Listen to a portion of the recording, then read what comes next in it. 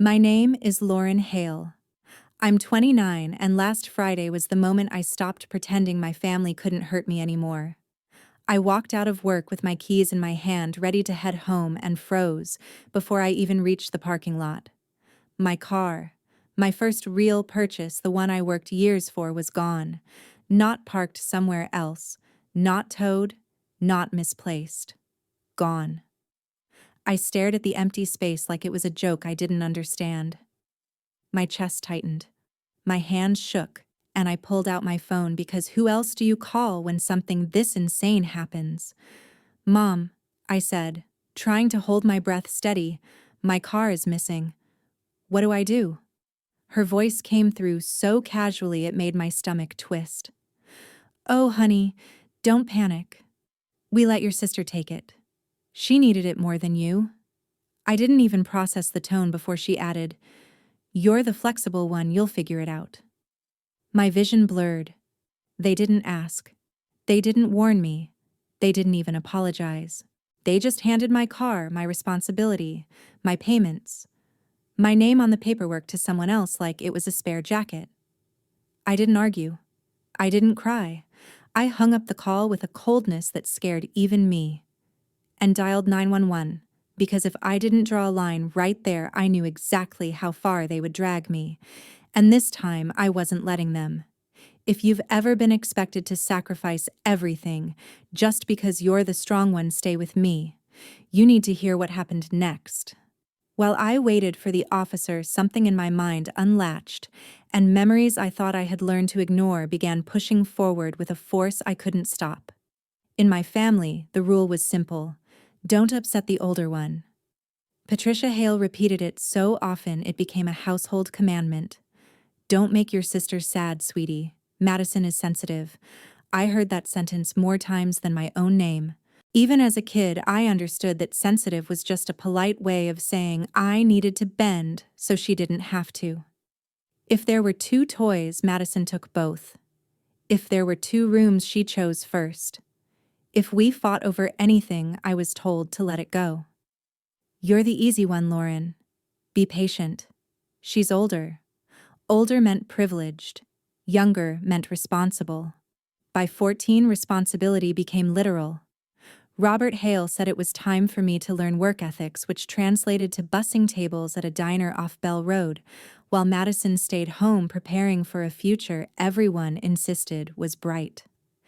I handed over my paychecks without complaint because I was told it helped the family. No one ever asked Madison to contribute. She was always too stressed, too anxious, or too busy studying. None of those explanations seemed to apply when she wandered into my room, grabbed my things, and broke them without blinking. I spent months saving for a refurbished tablet, and she destroyed it in less than a week. Patricia didn't scold her. Instead, she turned to me with that familiar, disappointed sigh. "Lauren, why didn't you keep it somewhere safer? You know your sister can be careless." Somehow, her mistake became my fault. That theme followed me into my teenage years. When I finally got my first checking account, I felt proud. It was small, but it was mine. A month later, I noticed a charge I didn't recognize: a set of expensive clothes Madison claimed she needed for a job interview she didn't even show up for. Patricia admitted she had used my card, brushing it off as a harmless favor. "You're the younger one. Support her. She needs confidence." I didn't argue, but something in me tightened. Things escalated when Madison crashed her bike into our neighbor's mailbox and left splintered wood everywhere. Robert didn't make her own up to it. He told me to walk next door and apologize because I supposedly had the calmer personality. I still remember standing on that porch taking responsibility for something I didn't do while Madison peeked from behind the curtain without a hint of guilt. I didn't understand resentment then, but I felt something sour forming each time they handed me the consequences of her choices. Every memory layered itself over the next until the pattern became impossible to deny. The more I replayed it, the clearer it became. What happened to my car wasn't shocking. It was the biggest version of a cycle I had lived in since childhood, a cycle designed to protect my sister at my expense. When I finally turned 18, the first thing I wanted was distance, so I packed 2 suitcases and moved to Phoenix for a job that barely covered rent, but gave me something no one in my family ever offered: a clean slate. I rented a small room behind a bakery, took the city bus every morning, and started working as a junior bookkeeper at a logistics company. No one there knew me as the younger sister who had to absorb the fallout of someone else's choices. They only knew me as the girl who showed up early, finished her work, and said thank you when handed an extra task.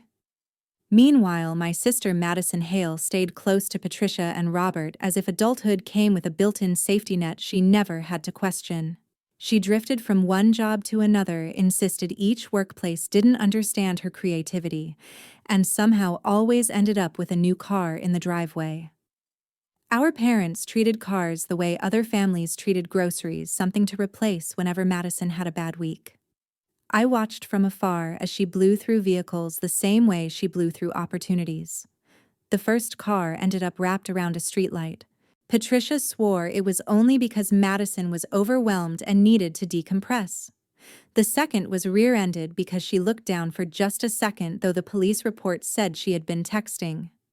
The third slid into a ditch after she took a turn too fast during one of her dramatic mood swings, but even then Robert insisted it wasn't her fault because she had been going through a stressful period. Somehow, each accident transformed into a reason I should keep quiet and not judge my sister. I kept my distance even when Patricia called to remind me that Madison was trying her best. I nodded, bit my tongue, and returned to my bus rides, my late-night budgeting, and the life I was building one paycheck at a time. After 4 years, things began to shift. I earned a promotion, then another, and for the first time in my life, the math in my bank account didn't make my stomach clench. I upgraded from my tiny room to a modest studio apartment, bought furniture that wasn't secondhand, and allowed myself to imagine something bigger than survival.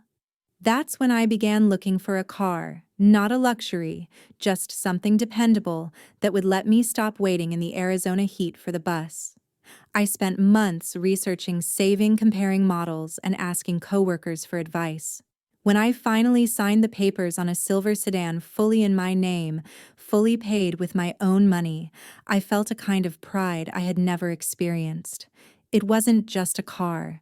It was proof that the path I took, far from home, far from expectations, had been worth it. I didn't tell my parents right away, not because I wanted to hide it, but because a part of me already knew how the news would land. Madison had gone through 3 cars without any accountability. I had bought my first with discipline they never bothered to teach me. Whether they realized it or not, our entire dynamic had been built on that contrast. She broke things, and I cleaned up the aftermath. Standing in front of my new car that day, I truly believed I had stepped out of that cycle for good. By the time Officer Whitmore arrived, the shock had settled into a cold, steady numbness that made everything around me feel distant, like I was standing inside a scene instead of living it. He introduced himself, took my statement with calm precision, then asked if my apartment building had cameras facing the lot.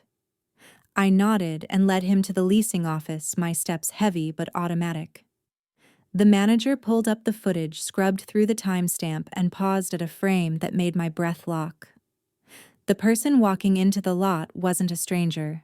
It was Patricia Hale. She moved with the kind of entitlement that comes from never expecting consequences, heading straight toward my apartment building's entrance. A few minutes later, the footage showed her returning with something in her hand. My spare key. My mother had known exactly where I kept it. She unlocked my car, slid into the driver's seat, adjusted the mirrors like she owned it, and drove away without hesitation. I didn't speak. Officer Whitmore didn't either, not at first. He watched the screen, his jaw tightening just slightly. "That's your mother?" he asked. I nodded, my throat dry. He exhaled, then turned to me with a measured tone. "Ms. Hale, this is unauthorized use of a vehicle. Family doesn't change the definition." Hearing him say that out loud felt like someone pulling back a curtain I had spent my whole life standing behind. He asked me if I wanted to call Patricia for clarification before filing anything official. My hands shook as I dialed her number. She answered immediately as if she expected the call. "Lauren Honeywhat?" Now she said, sounding annoyed rather than concerned. I forced the words out. "Why did you take my car?" There wasn't a pause. Not even a sigh. "Your sister needed it," she said effortlessly, slipping into the tone she always used when explaining why I should accept something unreasonable. "Madison had an important shift today, and your sister cannot take the bus. You're the flexible one. Stop overreacting." Officer Whitmore heard every word through the speaker. Something inside me twisted at the way she said "your sister," the same emphasis she'd used my whole life to remind me of my place. I tried to steady my voice. "Mom, you can't take my car without telling me." Patricia scoffed. "Oh, please, don't make this dramatic. You're her sister. Help her. She's older, she needs stability. You'll manage. You always do." I closed my eyes, the numbness giving way to a slow rising anger that felt different from anything I'd carried before. For once, I didn't swallow it. I didn't apologize. I hung up. Officer Whitmore wrote notes as the call ended, his expression unreadable. He asked for my registration insurance and purchase documents, verifying everything was legally under my name. When he radioed the plate number in as a taken vehicle, hearing my sister's name attached to the report made my chest tighten. Not from guilt. Something heavier. Something like clarity. Watching that footage, listening to the call, seeing how casually my mother dismissed what she had done, confirmed what I had already begun to understand. This wasn't an emergency to them, because it wasn't the first time they had crossed a boundary. It was the first time I refused to let it slide. The next afternoon, Officer Whitmore called to tell me the vehicle had been located, and the knot in my stomach tightened instead of loosening. I drove with him to the impound lot, following his patrol car past rows of chain-link fencing until we pulled into a yard filled with vehicles that had been abandoned, wrecked, or seized. My sedan sat in the third row, angled awkwardly like someone had parked it in a rush. When I walked toward it, a mix of dread and curiosity pressed hard against my ribs. Whitmore unlocked the door, and the moment it swung open, everything inside me went hollow. My car didn't look like mine anymore. The passenger footwell was overflowing with fast food cups, half-crumpled wrappers, and a spilled smoothie that had dried into the floor mat. Makeup compact lids lay cracked on the seat, and a sticky lip gloss tube was smeared across the console. A wad of grocery receipts sat on the dashboard, each timestamp from that same morning, proving exactly how quickly my sister had turned my car into her personal errand vehicle. The smell of cheap perfume mixed with the sour scent of old coffee made my chest tighten. I reached for the visor, and a folded slip of paper fluttered down. A speeding citation, printed neatly across the top, "Driver Madison Hale." My sister hadn't just taken my car. She had driven it, recklessly gotten pulled over, and apparently kept going as if nothing mattered. Whitmore lifted the citation and studied it carefully before speaking. "This lines up with what we expected," he said. His tone wasn't unkind, but it held a bluntness I wasn't used to hearing in situations involving my family. I asked him what he meant, though part of me already knew. He gestured toward the trash in the back seat, the stain on the mat, the scattered makeup containers. "People who've been shielded their whole lives don't treat things with respect," he said. "When someone grows up being told their needs matter more than consequences, this is the result. They use things because they assume someone else will handle the fallout." His words hit harder than anything my family had said to me that day. It wasn't anger this time, it was recognition. He held out the citation, and I took it carefully, running my thumb over my sister's name. I remembered every story Patricia had told about how delicate Madison was, how she needed compassion, how she shouldn't be pressured. Meanwhile, I had learned to patch, fix, replace, and endure. That contrast was sitting right here in front of me, in the form of a trashed car and a ticket she hadn't even mentioned. Whitmore asked if I wanted photos taken for documentation, and I nodded, unable to pull my eyes from the mess. He snapped pictures of the interior, the citation, the damage to the floor mats, and the odometer reading that showed she had driven far more than any quick trip to work. When he finished, he handed me the keys, though I didn't take them immediately. I stood there for a long moment, absorbing the chaos she had left behind, realizing with a strange, steady clarity that this wasn't a moment of surprise, but a moment of confirmation. Everything inside that car reflected a truth I had spent years trying not to see. The morning of the hearing felt unreal, as if my mind kept trying to convince me I didn't need to be there, but my body carried me into the courthouse anyway. I signed in, took a seat in the back row, and tried to ignore the tightness growing in my chest. A few minutes later, Patricia and Robert walked in with Madison between them, their arms linked as if they were escorting a fragile celebrity instead of a defendant. None of them looked in my direction. When the clerk finally called the case number and the judge took her place, the room settled into a tense stillness. Then the clerk announced the defendant's name, clearly leaving no space for confusion: Madison Hale. Hearing it spoken aloud, formal and undeniable, sent a jolt through me. My sister straightened her shoulders but didn't turn around. I stayed still, fingers locked together, reminding myself that I was here as the victim, even if I was the only one in that room who seemed bothered by what she had done. When the judge asked Madison to state her plea, she hesitated for just a breath before saying, "Guilty." The word didn't sound remorseful. It sounded practiced, like someone had told her it was the easiest way through.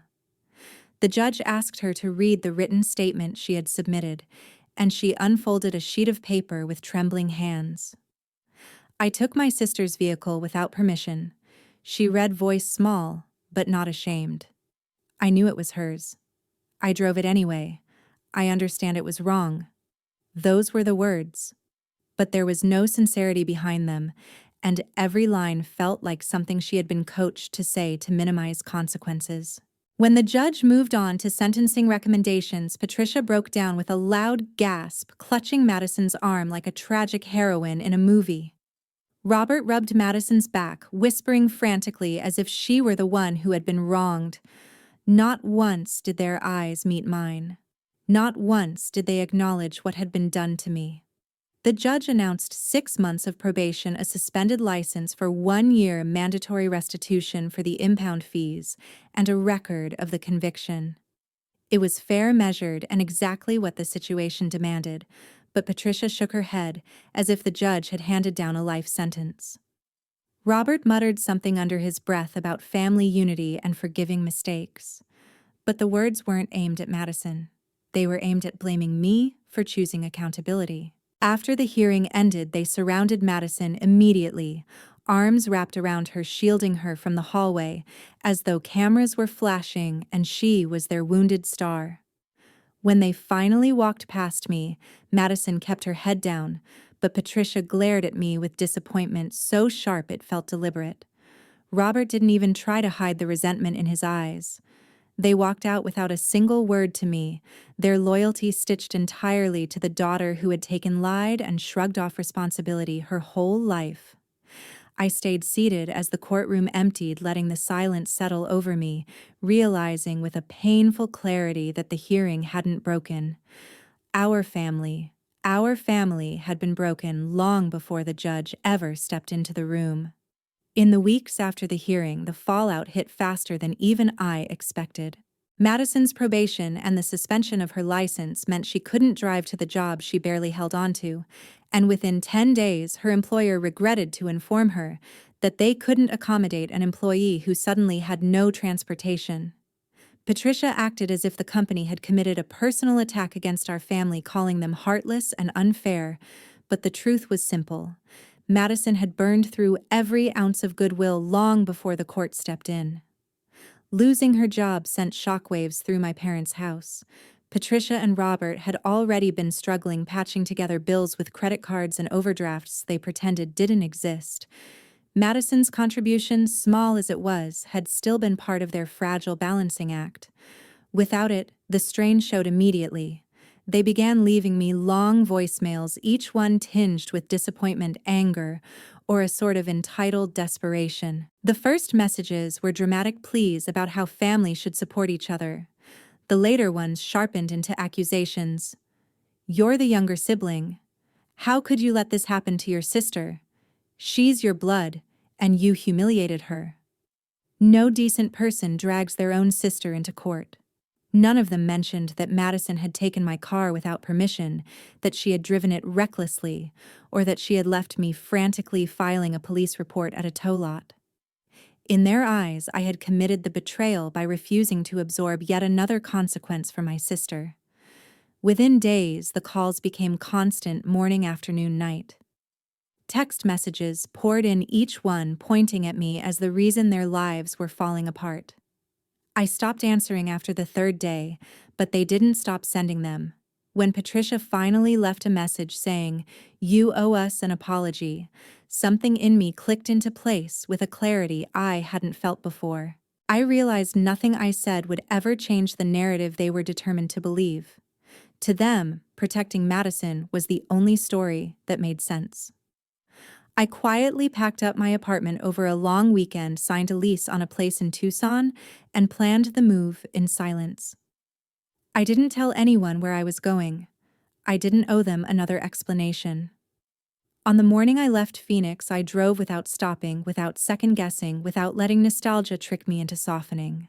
As soon as I reached my new apartment, I changed my number, filed a forwarding address only for essential documents, and blocked every contact tied to my parents' house. It felt harsh, even final, but the peace that settled in the silence afterward told me it was the first real decision I had ever made for myself. Their chaos no longer had a key to my life, and for the first time, I wasn't afraid of what came next. And when the quiet finally steadied, I could sense the beginning of something I hadn't had in years, a life that didn't require me to sacrifice myself for someone else's comfort. Life in Tucson settled around me slowly, not in a dramatic wave, but in small, steady moments that began weaving themselves into a kind of peace I had never experienced before. The absence of constant tension felt strange at first, like stepping into a room where a loud noise had suddenly stopped, leaving only quiet in its place. I filled my days with work walks and the simple routines I had never been allowed to claim for myself. With my first few paychecks in the new city, I bought a car of my own, not a luxury model, not anything extravagant, just something reliable that belonged entirely to me. Installing a steering wheel lock felt almost symbolic, a physical reminder that my boundaries had value. Adding a GPS tracker wasn't paranoia. It was me choosing to protect what I had earned instead of waiting for someone else to take advantage of it. Those small precautions weren't about fear. They were about reclaiming control. The first afternoon I took that car out for a long drive, the desert sun hung low, turning the horizon soft and gold. I rolled down the windows and let the warm wind wash over me as the road opened wide. There was no one calling, demanding explanations, no messages, guilt-tripping me into choosing someone else's comfort over my own well-being. It was just me, the hum of the engine, and the realization that freedom didn't need to be loud to be powerful. In Tucson, new routines replaced old anxieties. Grocery shopping without bracing myself for criticism, cooking dinner with music playing in the background, choosing furniture because I liked it, not because someone else approved. Even mundane tasks felt different when they weren't weighed down by expectation. I kept waiting for the inevitable letter or apology, the cinematic reconciliation people seem to think families always reach eventually. But none came, and the longer the silence stretched, the more I understood it wasn't an oversight, it was a choice. And honestly, I didn't miss it. There was no dramatic confession, no heartfelt attempt to repair anything, because they didn't believe they had done anything wrong. Accepting that truth hurt at first, but eventually it became liberating. I didn't need their acknowledgement to heal. I didn't need their remorse to move on. Cutting ties wasn't the cruel decision they painted it to be. It was the only decision that made sense if I wanted a life that didn't revolve around fixing the damage someone else caused. One evening, as I watched the sky fade into deep blue from my balcony, I realized how much lighter I felt in a city where no one knew me as the built-in scapegoat for a sister who had never learned accountability. I wasn't defined by my family's patterns, by Madison's entitlement, or by the guilt Patricia and Robert had tried to bury me under for years. I was simply myself, finally unburdened. If there is anything I want people listening to my story to understand, it's this: setting boundaries is not an act of betrayal. Protecting your peace is not a declaration of war. You can love someone and still refuse to let them harm you. Blood may connect you, but it does not obligate you to accept disrespect, manipulation, or neglect. You are allowed to walk away from anyone who repeatedly chooses their comfort over your safety. Family doesn't cease to be family when you enforce limits. They cease to feel familiar when they treat you like you don't matter. And sometimes the most courageous thing you can do is choose yourself, even if that means walking alone for a while. Standing here now in a life built from my own choices rather than someone else's demands, I can say something with complete honesty: the only thing I regret is not leaving sooner.